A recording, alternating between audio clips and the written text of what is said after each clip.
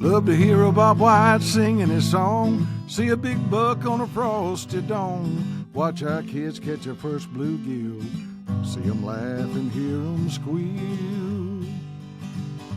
We weren't born into it, but it fits us just right. We thank the Father for his guiding light. We knew we were blessed with this kind of living. That's why we want to keep on giving back to farm life. True North farm life. It's a great life. True North farm life. Hey guys, welcome to another episode of the True North Farm Life podcast. I'm Chris Hinkle and we have John Hundley. Hey John, how you doing today? I'm doing good. How are you? Good, man. I think we're in about the dog days of summer. We're getting ready to hit triple digits tomorrow. It's mid-July and it's hot. It is. Yeah, and so all we're thinking about now is deer season, right? Yeah, I haven't been outside in the woods a whole lot the past few weeks, but I mean, it's the evenings, try to get out as much as possible, but I feel like I spend more time indoors looking at stuff on the computer, prepping. Well, hey, that's part of it, right? Yep. You got to get ready before any good plan comes together. Planning has to take place, exactly. Right? So that's a big part of it. I think a lot of people, they just kind of go out and fly by the seat of their pants, so to speak, and they never plan enough to make a good, solid plan for success. So I think you're going to go to work on your Oklahoma property here pretty quick, right? Yeah, I'm looking here in about 2 weeks, start spraying, and so then spray in August. And then we talked about burning instead of disking it up. So those food plots, they'll all be dead, everything, do a simple little burn, and then go right behind that and spread some seed and then drag right behind it. And we'll see how that works out. Man, I think that's going to be an excellent plan. I know Thomas Cooper, he did that last year in north central Arkansas and had really good results. And I think, we talk about this a lot. And I think our last podcast we talked about, doing food plots with less equipment, right? Yep. And so this is a perfect example of that. Go through and spray. You got a sprayer. Go through and spray what grasses that are there, and then burn them off, right? Exactly. We talked about disking. He's like, well, I don't have access to a disc, and getting that tractor to where I'm going is going to be difficult. So, the best thing is just burn it off. Make sure, you've got a good fire line around it that you can maintain, and just burn that dead stuff off the top and go back in and plant. And I think it's going to be a good recipe to have you a really nice food plot. I agree. I can't wait. I was thinking what all to plant, and growing up, there was this one food plot right on the river bottom, and that one always grew the biggest turnips. And on our way to the stand, Grandpa would stop and grab a couple turnips to eat in the stand. Mm-hmm. And so the deer destroyed them right there all my life. So I'm going to keep turnips going right there. But then in 2 different spots, there'll be about an acre and a half. And I think I'm going to go with a blend that's got winter wheat, brassicas, and clover, and chicory. And so yeah. I use that blend up in Missouri as a fail-safe plot, and that was the most hammered plot out of all of them. Nice. So, and I think that one, in those areas, it will help establish clover for next year. That way I can go in and frost seed on top of that and just turn those into straight clover, because I'd like those plots to be straight clover. Yeah. I mean, that sounds like a great plan. With clover, I just go back to thinking, because I'm an anal person when it comes to my soil.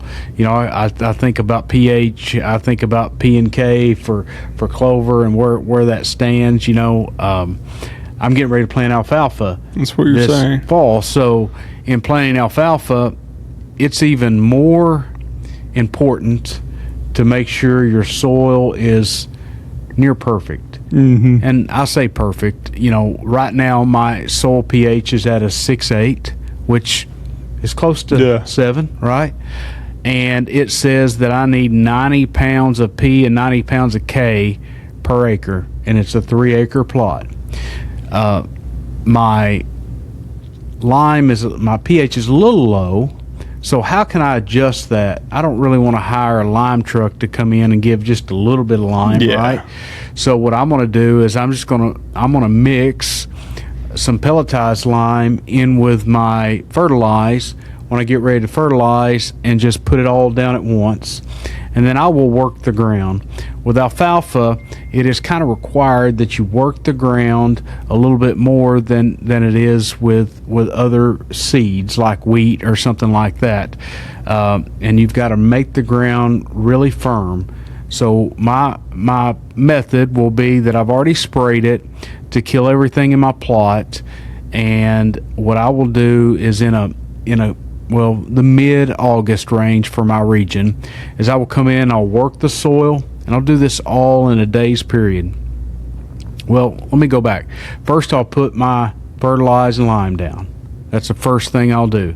Then, by working the soil, I'm working that lime and fertilize into my soil, right? So I'll go over that, make a nice seed bed, and then I will cultipack that seed bed and firm it up.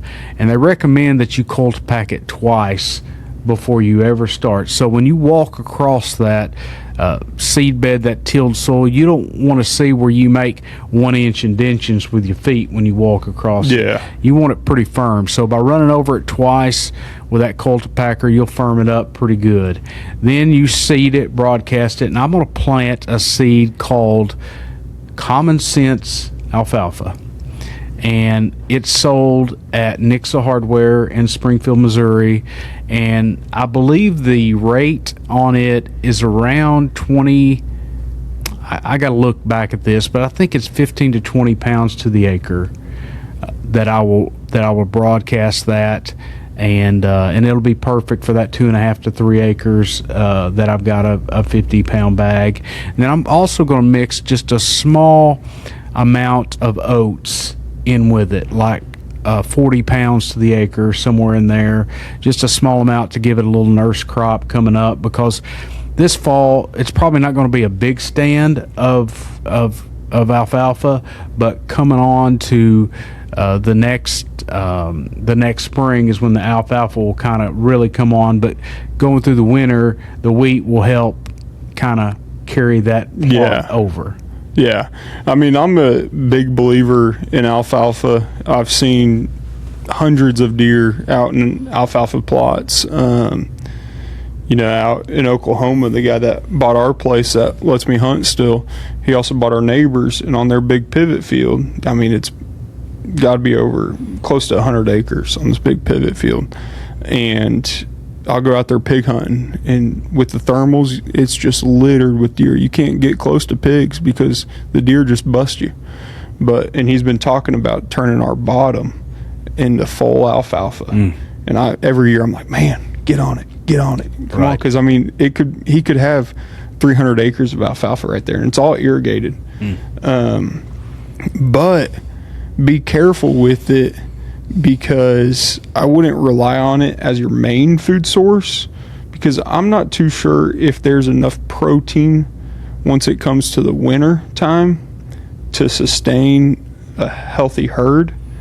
So our friends in Texas, they switched to just alfalfa, and in their big pivot field, and then we're supplementing the alfalfa all around, and eating on the bales, and the deer loved it, all the exotics loved it, but their bodies just didn't look like they had enough protein.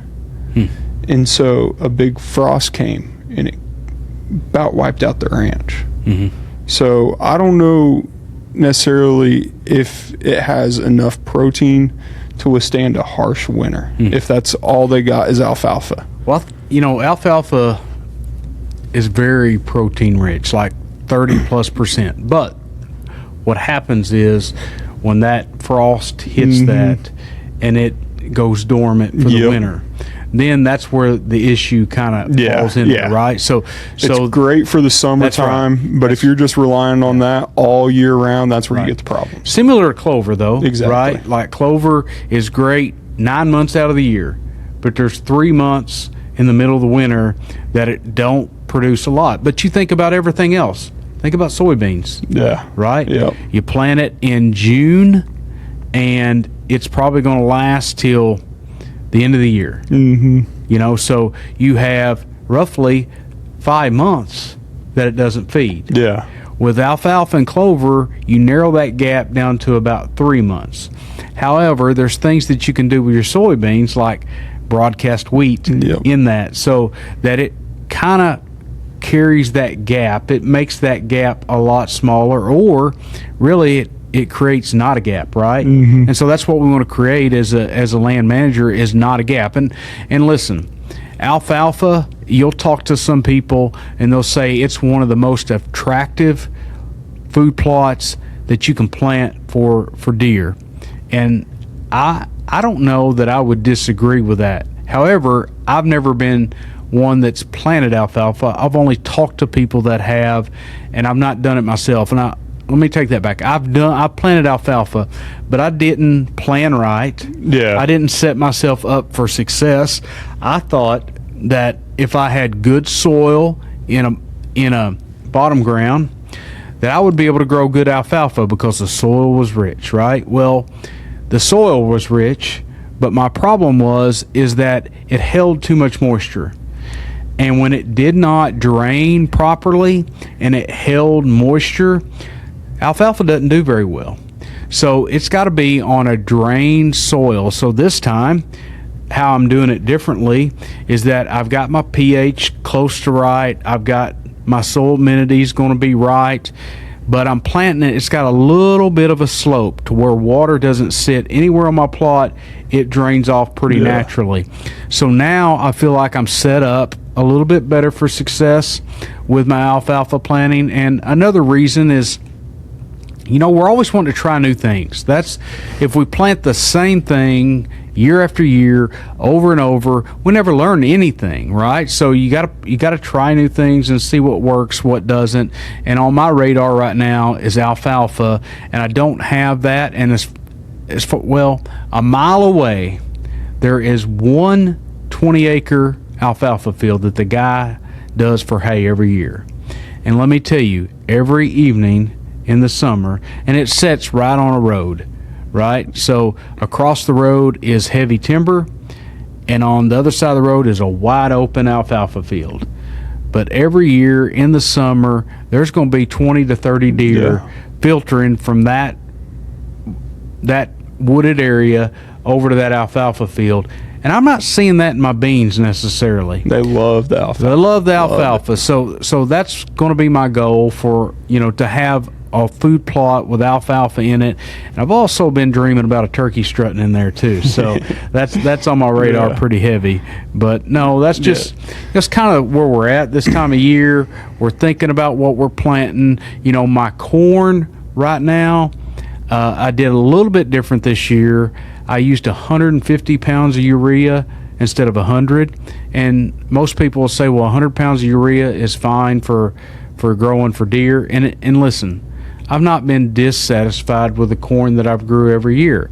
However, I just went ahead and used 150 pounds to the acre this year because the farmer said that's what they use to get the best yields. And let me tell you, I bet my corn right now is 8 feet tall. Wow. I've never seen corn that I've grown that's been that pretty. It's just unbelievable. Of course, we've had really, really good rainfall. Yeah. And, the corn tasseled, I don't know, 20, 30 days ago, something like that, sometime in 1st of July. And the ears are starting to feel right now. They're coming on quick. I think it's going to be a bumper corn crop year, no doubt. And the beans are really looking good. I did spray. I had a little bit of stuff coming up in my beans, a little bit of cocklebur, just I think some pigweed in some areas. So I went ahead and sprayed last week to take care of them things. But that's kind of the movement that we're in right now is just, we're maintaining our food plots. We're getting ready for the fall plots that we might put in. And, the other thing is them deer pictures are starting to come in. They're starting to come in. And so we got. I don't have a ton of activity in Missouri right now, but there's word from our neighbor that he put in an alfalfa plot, and he's seen what he says $40 a night. Now this is a 3-acre alfalfa plot, but it's his only plot, and so I know once it gets cold, they're coming over. See, and that's what I'm hoping for, John, is the $40 a day in my alfalfa plot. So there was one night we were sitting in that big alfalfa field. The pigs were tearing it up, and so drove to Oklahoma to go help the farmer out. I don't hunt this alfalfa plot for deer because it's right below the house, and kind of let that 2,000 acres, him and his kids, and just stick to what we had.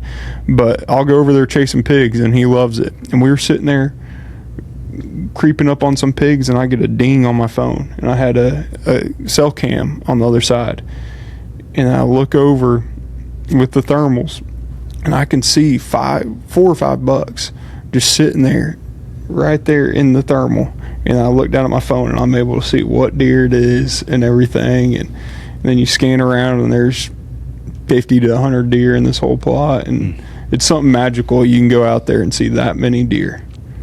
Yeah, that is really neat, but I hope alfalfa is truly the draw that everybody says it is, and that I hope it is. Yeah. When you say something about, making sure you have enough drain, so he bales it and ships it like internationally. But right after he bales, he basically floods that field. Like irrigation? Yeah, with the pivot. He about floods the field. If you go out there right after he bales, it's going to be muddy as can be. Yeah. And then he lets it dry up. Yes. He can control that. Right. I get it. I get exactly what he's doing, right? Mm-hmm. He just cut the hay. He's given it, it's probably been dry for a week because he needed dry weather for a week to bale it, right? Yep. And then right after he bales it, boom, he gives it a big influx of water, and then he shuts the water spigot off, and it just comes right back, right? Yeah. That's the beauty of alfalfa. Right there, what you said is that it don't take as much rain to maintain it, to get it through, as say clover. Clover in the winter. Or I'm sorry, in the summer, the heat of the summer, like right now we're getting ready to see some triple digits. I promise you we're going to see some clover kind of heading south, right? It's going to shrivel up. It's going to shrivel up. It's going to turn brown a little bit, and it's going to be less desirable to the deer. However, alfalfa during that same time frame will look beautiful. Yeah. It'll be great. And so, it's just two different... Diversity is what I want to say. Given a buffet. Right, diversity. So you got plants that in dry, arid times, they're coming on at a different rate. You got other plants that when it's wet, they might not be coming on, but the clover is really coming on. The beans are really drought tolerant, and then when it gets to the end of the year, I'm going to tell you, a cornfield of standing corn at the end of the year, when them deer are, like John says, look like they're getting hungry. When they're getting hungry, they're going to want some carbohydrates to come to, and so they're going to be in that corn like crazy. And I watch it. 3 years now I planted corn on the farm, and I see it happen in stages. And the stages that I see is right now that it's green. I don't get a whole lot of pictures. I kind of get them on the peripheral going around it, but not like they're in there just chomping down on it. But they are in the beans. They are in the clover. But right now, it's not as the corn is not as desirable. However, when that corn turns brown and them beans start to yellow, man, it's hard to whoop them out of that corn. Yeah. Well, I think we talked about this on a past podcast, but having that late destination plot, if a doe's bringing her fawns there, those fawns are going to remember that plot. When there's no food around, snow's on the ground, they can't find nothing, they remember that one plot. And if you keep that going year after year, you're just quadrupling your amount of deer. Right. Going back to deer pictures just a little bit.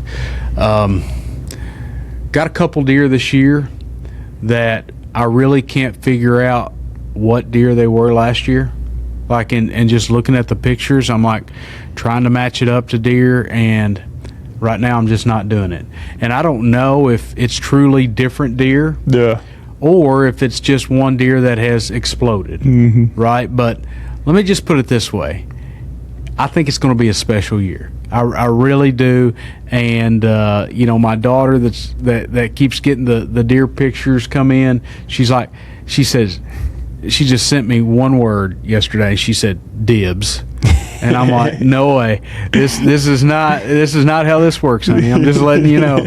Yeah, but I love seeing the kids get excited about stuff like that, and you know, it would do my heart nothing more good than to see her be able to harvest one of those deer, and you know, been working on another farm with another guy here lately, and had some pictures come in this week, and it's been just Some great giants. deer. Some giant deer, and just hard to believe even, but it's really nice to see, and pretty incredible to see, you know, just different pockets. You know, we get the opportunity, being in the real estate land industry, that we get to see a lot of different farms across a lot of the country, and especially the Midwest, here in the Southeast too. But you know, we get to put trail cameras up on these properties.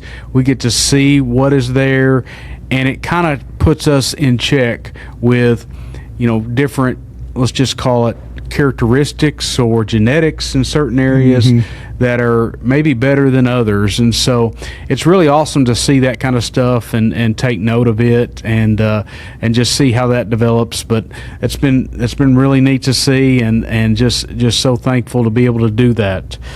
Yeah, you talk about a special year. You know, this year's, I'm hoping to put a close to 15-year long story to end this year on a fallow, big fallow. So well, tell us about it. So when I got into bow hunting, I was like 8, because I would always hunt with my grandpa, because my brother and sister went with my dad and I wanted to shoot. So I went with my grandpa. Well, then he had a couple years where he had surgeries and stuff, couldn't make it, so I started bow hunting. Well, bow came in too late for our annual hunt. So then we were down in Texas for Christmas, and I went out on the exotic ranch, that's our friends, and great big fallow walked in. And well, their organs lay a little differently after I was looking at it and did more research and everything. Their lungs are higher, where in a deer, that dead zone's right above the lungs. On a lot of European and Africans, it's right below. And so what I thought was a great shot, you know, if it was a whitetail, it was the best shot you could have. And I was, 8, and I was drooling. Well, I shot him with my bow. We found him the next day walking around. Shot him with a rifle. Same story. He lived. And that's not the first one that's happened to. But They last sound year, pretty tough. yeah, no, they are. Last year, I was after this one, put 3 stalks on them, and does got us. They can be either, you know, there for 5 years. We just didn't hunt them, you know, and because they get so friendly, right? I had a spike playing with my dog one year, and so then we got rid of all of them, and then we've rebuilt, and they're spooky as can be. But so this year I'm hoping he grew into a mega giant with all the rain that's been down in the hill country. And so that's where my focus this year is going to be. You know, Missouri, we'll see what comes out of it. You know, we might have a good deer or two, but between Oklahoma and Texas, I might be gone a lot. There's been some big ins in Oklahoma last year. So I'll get cameras up and running in 2 weeks. We'll see if I get antsy maybe before. But Well, you definitely got to go over and spray, and then you got to go burn, so you'll have opportunity to put them up. But yeah, it's that time of the year where we start to get excited a little bit. You know, the thing that I think about right now is, and I don't know why I do this. It's pretty dumb, but you know, this is usually the time of year that I'm thinking about hanging new sets. Now, why do we think about hanging new sets when it's 100 degrees out? Why are we thinking about that? I don't know what it is, but anyway, why not in February or March? Yeah. When it's really nice out, you can go hang a stand. It'd be nice, but no, we do it when it gets hot. But it's because we start planning. These are the times we're sitting in the house on the computer looking at the maps. That's right. I'm trapping through March, right? Yeah. Run the traps in the morning, and then what I do the rest of the day? Exactly. Nothing. Yeah. No, but yeah, it's always based upon timing. What you do at this time and that time. But yeah, I've got 3 new locations that I want to put stands in for this year, and every year it kind of switches a little bit. I'll get this thing figured out sooner or later, but I've got a lot of stands, and most of them I don't even hunt very much, and that's part of the problem is that I probably don't hunt the stands enough. But here's the deal: when you have them in a good location and you have them where deer are routinely coming through, you kind of narrow it down sometimes. But I feel in other ways that I'm missing. I found this one for the last 2 years. I've known it, but it's a gigantic community scrape, and I put a camera on it at the end of last year, and I had a lot of the bucks that were on my farm using this community scrape.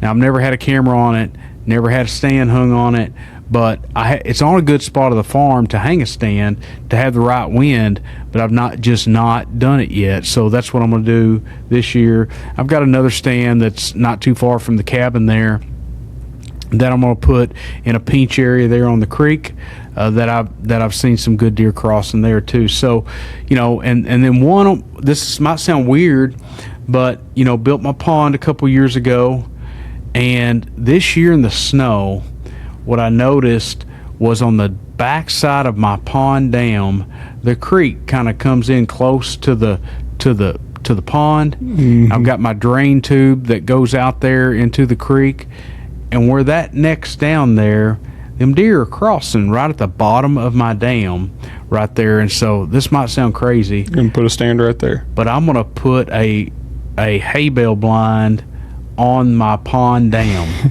Right, and I'm just going to set it up there, and I can sneak in with a south wind on the underneath side of my pond, walking the water's edge, and come in right to the back of that thing, and nothing ever see me or know that I'm coming in. So, it's really the perfect kind of setup. But I am going to set a camera there. I've got 2 more cameras that just came in this week. I'm going to set another camera right there and see if them deer, how they're using that, and if they're using as much as I think they are. Yeah. Because it's got to be a good spot. As much traffic as I've seen coming through the snow. There was like 5 or 6 different trails, but they all converged to walk right there 20 yards away on the downhill slope of that pond dam. So yeah, I'm pretty excited. Well, I think, going back to why do we move stands in August? I think it's one because every year I kind of have that one new spot, I've got everything established. I'm like, all right, what can I change? Mm-hmm. I'm going to be up there planting. I'm going to be making sure shooting lanes are good. And it's not as much work because I had everything else established the year before, and I just got to maintain. So then every year, like this year in Missouri, I'm doing the same thing. One new spot. In Oklahoma, we're usually doing that and making sure, the tricky part is cows. We got to make sure food plots are fenced in, but once fences are there, you just got to maintain the fences and then go put work in a new spot. And so I've got a question for you. So I've got 2 or 3 cameras on my property right now that send me pictures every day, but I never get a good buck picture at these 3 cameras. Like, I'll get does, but it seems like, I might get 3 to 5 good buck pictures a year off these cameras. Is it worth leaving them there? Is it? Now I've got a stand set up to where if I got the right wind, I mean, it's a slam dunk, right? You know, you got it neck down to a certain area where they're going to walk through, but I never see them there. I mean, I get a lot of deer pictures, just never the big deer that's on the farm. I never get a picture of them there. It's, you know, that's a tricky topic because, you know, people say cell cams have changed the game. But also, a lot of people say, you know, the old timers, they say cell cams are making you chase the deer, you know, go behind the deer versus going after what he's been doing and all this. And like, all right, surely he's going to be up here, you know. But if you get a cell cam, oh, he was in this area last night, you know. So if you see that buck chasing those does in that area, you might go to that area. Well, really, he just ran over there for a little bit to chase some tail. You know, and I did that in Texas hunting this giant.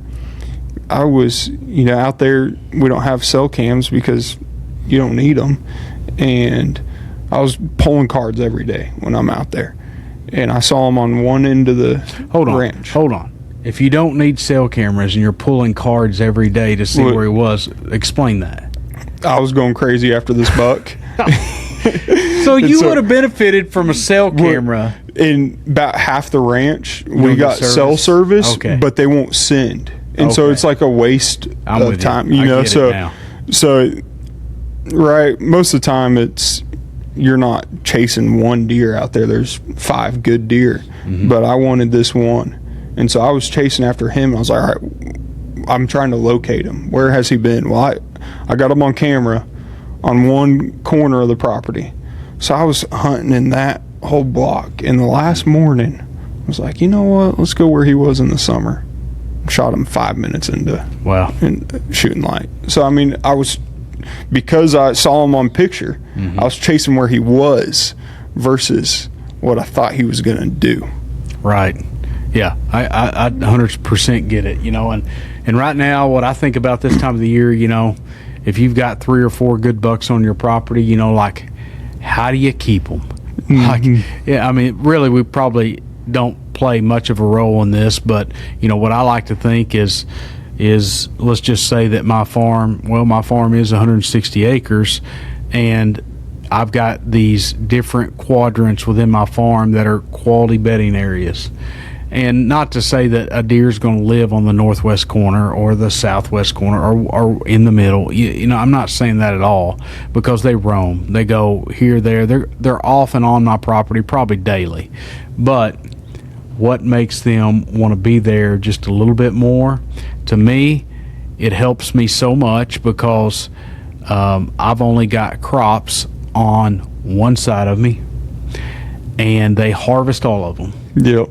So when that happens, and I have the only crops that are left that are unharvested, man, it's just a pretty big draw to have that time of year. And I get it. For those of you that have a farm and you have let's just say a cash rent farmer farming it, I get it. I understand the income aspect of that for you. However, if you really want a quality deer hunting spot and you want it to be quality year round and not just there, if you'll take some of that crop out of cash rent and just let it be on your property, it'll help you. And what I say by let it be, if you don't have any food plots at all, you know, I'd recommend around 10%. So if you got an 80-acre piece, you know, you're going to have 8 acres of beans or 8 acres of corn or 8 acres of something left over to sustain your deer herd. That's just a rough estimate of the amount that I would personally like to have. And you know, it's just about having your property better than your neighbors, right? Yeah. If you want to attract them. And it doesn't mean that they're going to live on you all the time, but it does, if you have the dinner table, it does help you quite a bit. It really does. Well, and like if you're in an area that allows you to bait, if you've got that corn feeder going, that's just a candy bar. You know, a corn feeder is nothing but a candy bar to them. And when we have years that in Oklahoma there's just a feeder and it's not food plot, There's does there every day, but the bucks, they come and go. You know, he might be there for a week. I'll never see him again that season. But At a feeder? At a feeder. Yeah. But if the feeder's in the food plot, he's got his candy bar right after dinner. I'm with you. You know, so the food plots, you know, having that diversity, you know, having the trifecta, having bedding and food and water, why leave? You know, make them ask themselves, where else can I go? Yeah. You know, so. Yeah. Well, one other thing I want to talk about real quick, and I know it's kind of off the subject, but I've been sharing with you guys a lot about how I've been working on my pond and how that's been going. So just kind of want to give you an update on that. So my aeration system, you know, it's been running for, I don't know, since March, April time frame, somewhere in there. But mainly it's been running during daylight hours. It is a solar unit, and I've been trying to get this timer set up on it. And the timer, the timer's not that complicated, but the directions in which you wire the timer in is pretty. It's pretty hard to follow, at least for me. So anyway, so we ended up wiring. Seth was helping me, and I appreciate you, Seth, so much. But he helped me wire that in. We wired it directly in, and so basically what happens is during the daytime, the solar panels charge the batteries. Right, and there's 4 12-volt batteries, so it's a 48-volt system, and so they charge the batteries at night, and then when the sun goes down, the batteries kick in, and the aeration just keeps on going. Well, I was told by the aeration company that they would last 3 to 5 hours of run time is what I could expect them to last. So that night, about got dark around 8 o'clock, and I know normally at 8 o'clock when my fish feeder's going off that the solar units are not working at that time because the sun's low enough that it's not getting a lot of sunlight. But at 8 o'clock they were working, so I knew the batteries, it was running off the batteries. Then I went back at 11 o'clock that night, still pumping just like normal. Then I got up at daylight and went back, and it was still going. So it actually ran all night. Now, I don't know if that's sustainable, you know, because the length of days is going to change, that kind of stuff. But the summertime is really the time that we worry about low oxygen the most.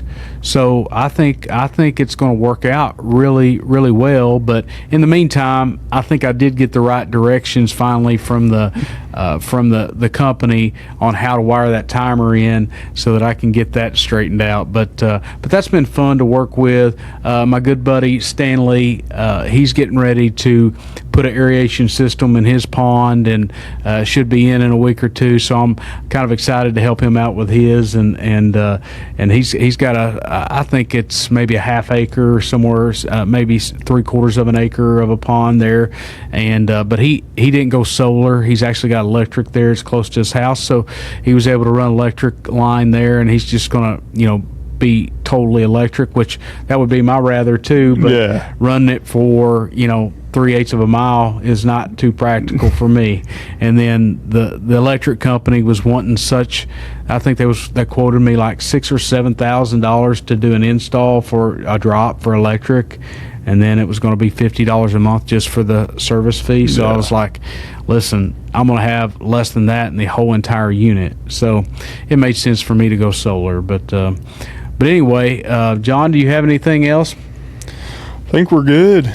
Man, we're just excited to bring you another episode and just kind of give you a snapshot into where we're at with our properties and what we're thinking about this time of the year. And I know it's on your mind too. Deer season is right around the corner. As soon as we get these hot temperatures past us for half of this month and the month of August, we'll be on the downhill swing, and we'll be able to go out, grab our bows, grab our rifles, get in that tree stand, and just have a great time enjoying God's country. But hey, so thankful you tuned in this week, and we'll see you again at another episode of the True North Farm Life Podcast. Thank you. Thank you.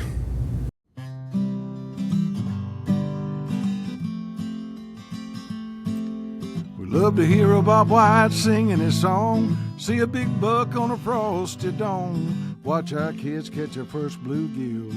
See 'em laugh and hear 'em squeal. We weren't born into it, but it fits us just right.